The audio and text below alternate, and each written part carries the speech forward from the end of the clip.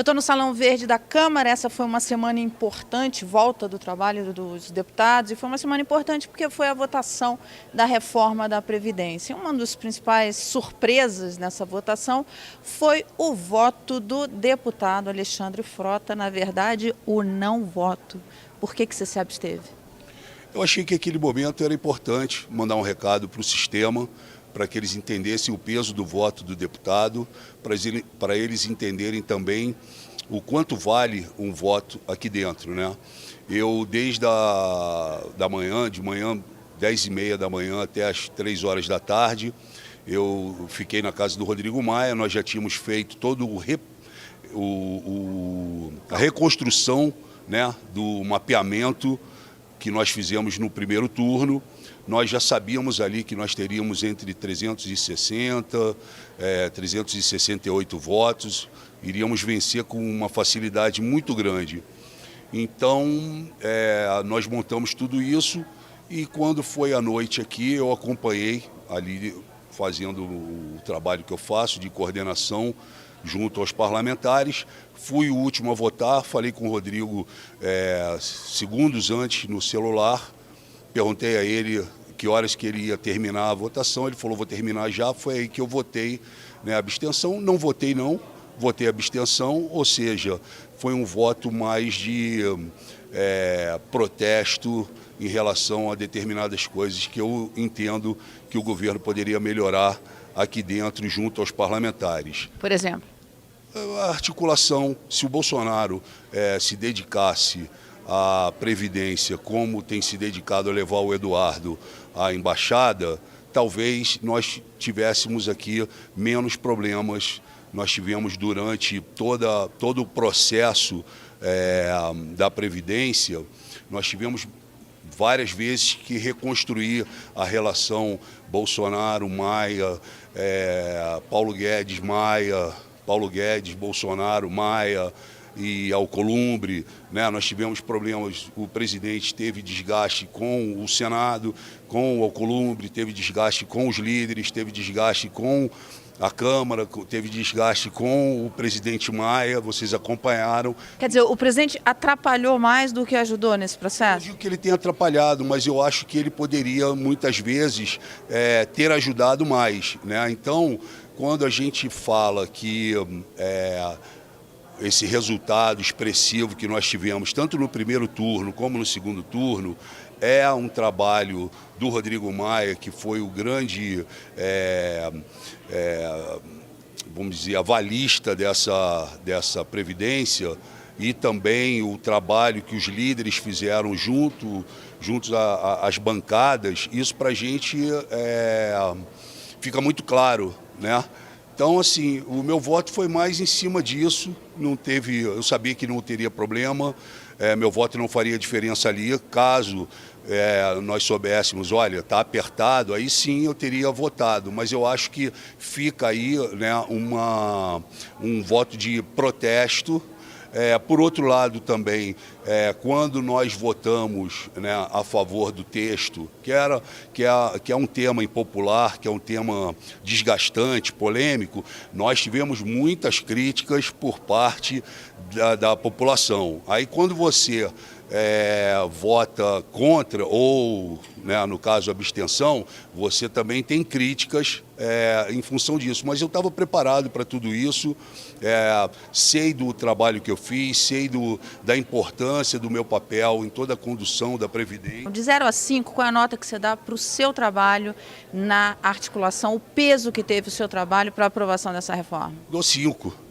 Eu dou 5 porque eu entendo que eu trabalhei muito, incansavelmente, na coordenação, né, junto às bancadas, abri diálogo com a esquerda, que eu achei que era importante fazer isso também, né, e eu estou te dando essa nota 5 porque eu ouvi isso da maioria dos líderes, tanto da direita como do centro, e também, para nossa surpresa, líderes da esquerda que vieram falar que se tinha uma facilidade de diálogo, eles encontravam essa facilidade comigo. Então, para mim, isso foi muito bom. Quem são os seus interlocutores na esquerda?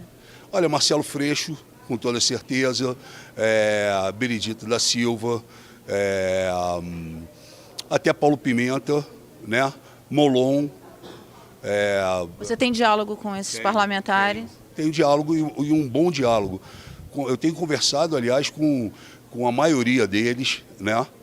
E acho importante isso, porque nós chegamos aqui, essa é a legislatura mais difícil dos últimos anos, com muitos parlamentares novos, assim como eu, e nós chegamos aqui, encontramos uma Câmara polarizada, entre esquerda, direita e os moderados ali no meio, tranquilos, né? Até a hora que eles agiram e mostraram para os novos, assim como eu, como que é o sistema, como é o ritmo do plenário, o ritmo da Câmara. Então, assim, eu acho que o trabalho que eu fiz, eu sei da importância, aprendi muito, trabalhei ao lado do Paulo Guedes, ao lado da equipe econômica. Você conversa muito com o ministro? Converso bastante, principalmente essas fases de votação, né? Ele me passa algumas instruções, me passa textos, me passa coisas que ele acha importante, que ele gostaria que eu pontuasse nas minhas falas aqui em função, ou seja, no plenário, na comissão especial,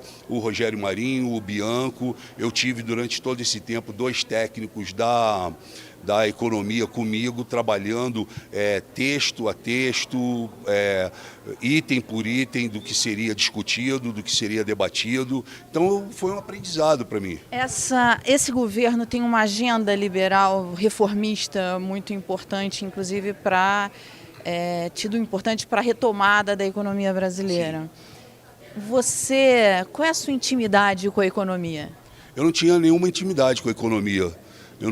Nenhuma. Confesso a você que eu aprendi tudo aqui dentro, né, junto com os técnicos, junto com Paulo Guedes. Foi uma surpresa, porque eu fui lançado a coordenador da campanha da Previdência, da Comissão Especial, em função do que o Paulo Guedes sofreu naquela primeira vinda dele aqui à Câmara, né? Que ele foi hostilizado durante 2 horas e meia. Então, a partir dali, o presidente do PSL, o Luciano Bivar, e o delegado Valdir, que são os líderes, me deram essa missão, porque o Paulo Guedes retornaria, e para que ele não passasse mais pelo que ele passou. Então nós traçamos uma estratégia e nesse momento chega a equipe técnica da economia e me abasteceu, né, de tudo que eu precisava, de todas as informações, me mostrou os caminhos a seguir ali dentro e para mim foi muito tranquilo. Eu aprendi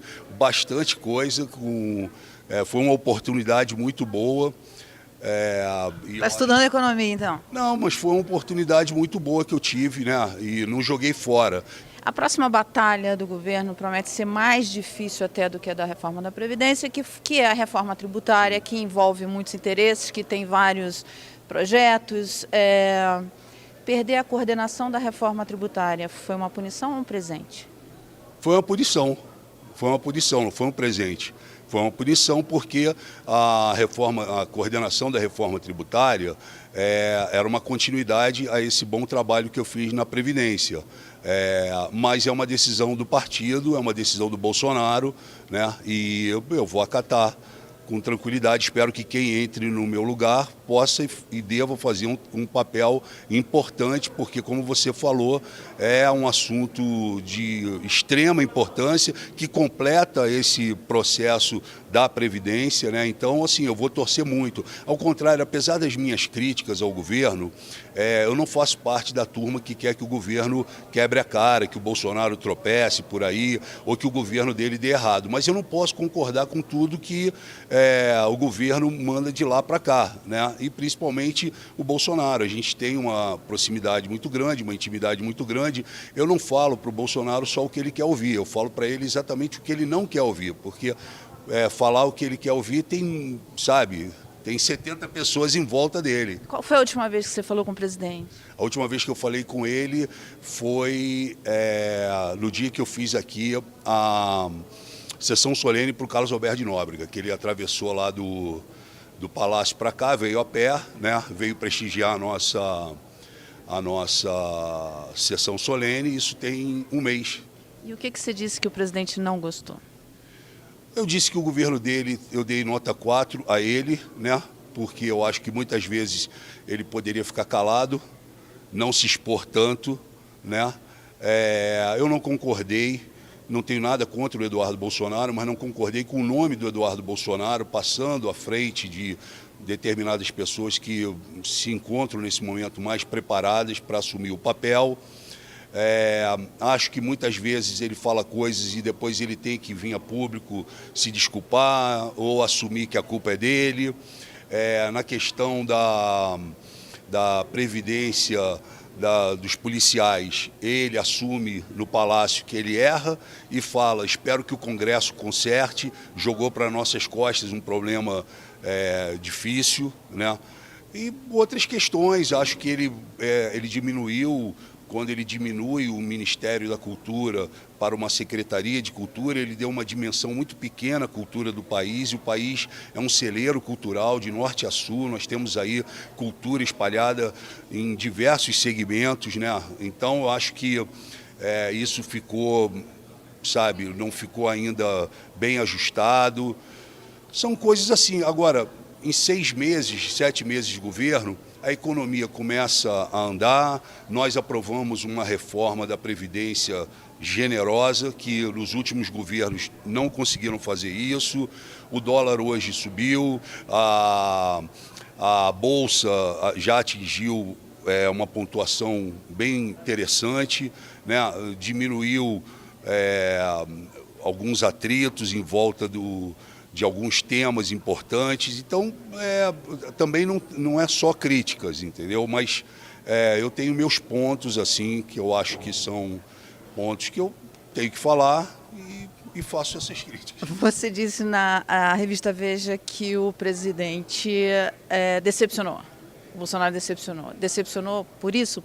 Não, por essas... aí é um problema meu e dele, entendeu? Ele me decepcionou, mas aí sou eu e ele. Aí são assuntos meus e dele. Não é na política? Não, envolve a política, mas são assuntos particulares meus, né? E entre eu e ele. O presidente deu uma declaração falando que o Brilhante Ustra é um herói nacional. É um herói nacional? Esse tipo de declaração cria problemas? O herói nacional, para mim, é o Ayrton Senna. E esse tipo de declaração cria problemas? Cria problema. Vai criar problema, teremos um problema daqui a pouco, né? A sorte é que hoje o plenário está vazio, mas nós, com toda certeza, vamos ter que preparar uma defesa para isso, né? São coisas que ele poderia guardar para ele poderia ir almoçar com a viúva do Ustra sem imprensa, mas ele joga para a plateia, ele paga para ver, e aí sobra aqui para os soldados ficarem na guerra, né? Ele fica lá de trás só olhando. Como eu falei, a batalha da reforma vai ser importante. O governo tem uma agenda de reformas extremamente relevantes que passam pelo Congresso. Os filhos do presidente atrapalham nesse processo? Olha, eu não faço nem ideia, que é o Carlos Bolsonaro, né? Ele é todo bloqueado nas minhas redes sociais, eu não compactuo com as coisas que tem, então eu desconheço.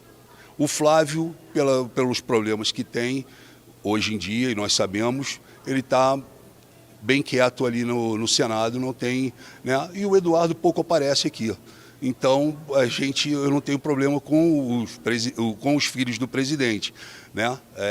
Discordo do Eduardo também, da maneira como ele buscou a presidência estadual do PSL, mas também foi uma coisa que foi uma opção dele, né? Ele também quer lançar o Datena como prefeito, eu acho que teria que ser a Joyce, acho que a Joyce tem mais, nesse momento a Joyce tem mais oportunidade do que o Datena. O Datena é meu amigo há 30 anos, gosto do Datena, o PSL está de portas abertas para o Datena, mas o Datena nas duas últimas eleições a gente não pode deixar aqui de falar que ele, em cima da hora, deu prioridade a ficar na televisão, na emissora que ele trabalha, deixando o partido e deixando as pessoas que apostaram, né?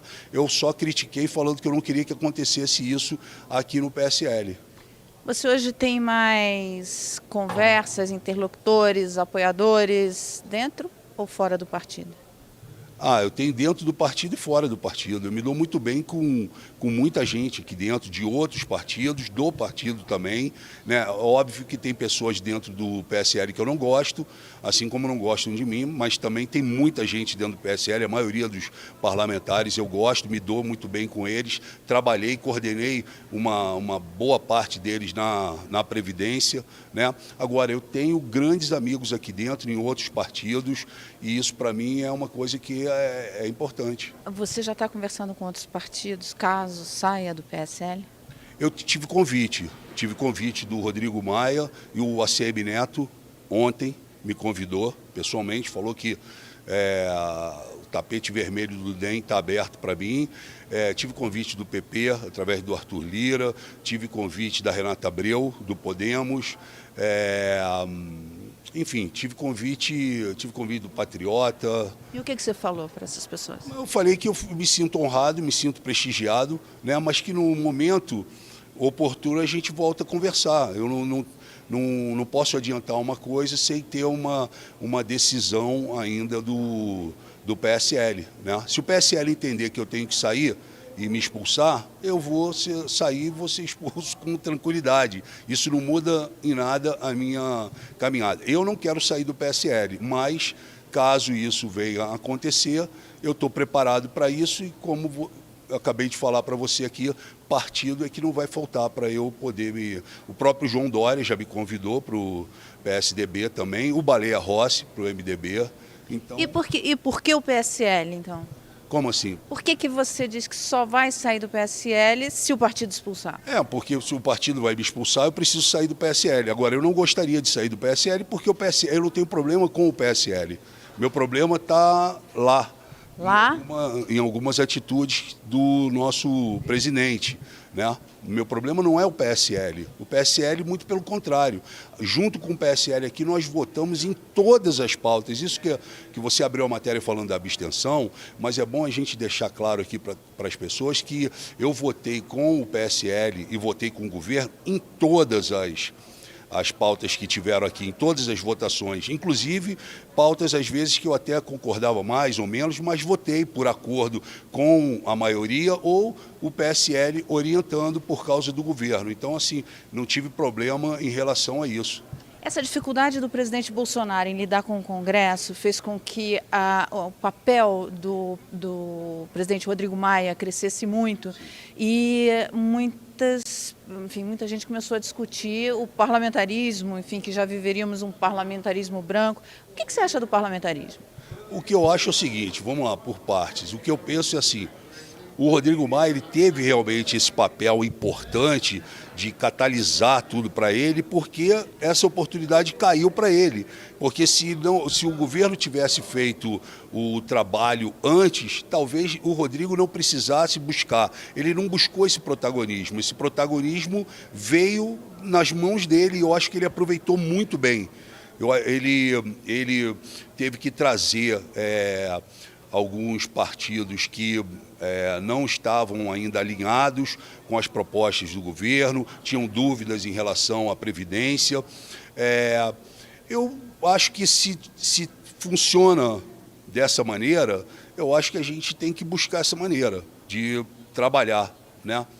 Eu penso que se o governo não faz o trabalho dele, nós vamos fazer aqui. É o caso da tributária. Nós temos um texto da tributária, né, preparado, pronto. Se o governo não entrega, se o governo não propõe, vamos propor nós. Então eu não vejo problema nenhum em relação a gente trabalhar assim. Então você é simpático ao parlamentarismo? Eu sou simpático aos momentos. Eu sou simpático ao que for melhor para o Brasil naquele momento e o que tiver que ser feito. Eu sou meio de tropa de choque, entendeu? Chega para fazer e não para ficar esperando, se argumentando muito e nada progredindo. Então, se é o melhor caminho, nós temos que partir por aí. Isso depende muito do nosso presidente. É a sua primeira experiência como parlamentar? O que te surpreendeu para melhor e para pior aqui no Congresso? Para melhor é que eu me adaptei muito rápido ao sistema todo da casa, né? Eu priorizei nesses meses o plenário. Quando eu cheguei aqui, a primeira coisa que me falaram, esquece que aqui você não fala, não vai falar. E nós temos 200 dias de governo, eu tenho 150 discursos. Então, fui um dos deputados mais ativos aí dentro. Então, isso me surpreendeu muito. E o que me deixou, o que me deixa muitas vezes pensando o porquê, é o fato de, por exemplo, quinta-feira, nós temos tudo isso aí montado e não funciona a casa, entendeu? Eu acho que ela deveria funcionar segunda, terça, quarta, quinta. Aí eu vou para a minha base na sexta-feira, no sábado, tudo bem. Mas eu acho que o deputado ele tinha obrigação de trabalhar mais do que um brasileiro, pelo que a gente ganha, pelas coisas que nós temos, pelas facilidades que nós temos, né? Então eu acho, o que me surpreendeu assim de diferente é encontrar aqui numa quinta-feira todo o sistema montado, de luz, som, câmera, televisão, rádio, e de repente eu já abri ali diversas sessões às quintas-feiras e encontro ali 50 deputados, né, numa quinta-feira. Então, eu acho que muitas vezes a gente fala, as pautas deveriam andar mais. Se nós aproveitássemos outros dias como o tal da quinta-feira e da segunda-feira, eu acho que a gente poderia caminhar mais rápido. Ou seja, você acha que deputado trabalha pouco? Eu acho que deputado trabalha pouco. E ganha muito? Não, não ganha muito. Acho que deputado trabalha pouco e ganha o que tem que ganhar, porque foi estabelecido assim. Na sua carreira de ator, você fez vários papéis. Na sua carreira de parlamentar, carreira política que você está começando agora, quais são os papéis que você quer? Quais são os espaços que você quer ocupar? Você já pensou sobre isso? Olha, eu nunca pedi nada para ninguém aqui dentro, a nível de secretaria, ministério, nem nada, e nem quero. Eu quero cumprir meu papel aqui dentro como deputado federal. Acho que é extremamente... É uma coisa vibrante, muda a todo instante, né? Parece uma roda gigante, uma hora você está em cima, outra hora você está embaixo. Mas eu quero completar esse meu trabalho aqui com tranquilidade. Eu não estou fazendo desse meu mandato já a campanha para a próxima reeleição. Eu sofro críticas aí por parte do extremismo da direita. Aproveite seus 4 anos, essa será a última vez. Se tem alguém que está aproveitando intensamente, isso sou eu. Aqui dentro eu sei que eu estou aproveitando. Então, assim, eu vou vivendo um dia após o outro, né? Como você falou, eu tive uma carreira artística conturbada, né? Eu passei por muitos problemas, escolhas minhas também. Então, eu convivi com o sucesso, convivi com o fracasso, com o ostracismo, enfim. E aqui dentro eu encontro muitas vezes coisas que me relembram, né, o que eu passei na minha carreira artística. Assim. Por exemplo? Não, a questão de puxada de tapete, a silbeira, o jogo político, as combinações, né, os interesses, e muitas vezes, sabe, me relembra isso. Mas eu procuro hoje buscar os acertos, né, lembrando de muitos erros que eu tive no passado. Então, eu estou muito tranquilo em relação a isso. Vou vivendo um dia após o outro, sem ficar planejando, sabe, pensando em coisas assim, eu quero me tornar senador, ou eu quero isso, não, eu vou viver aqui o meu mandato.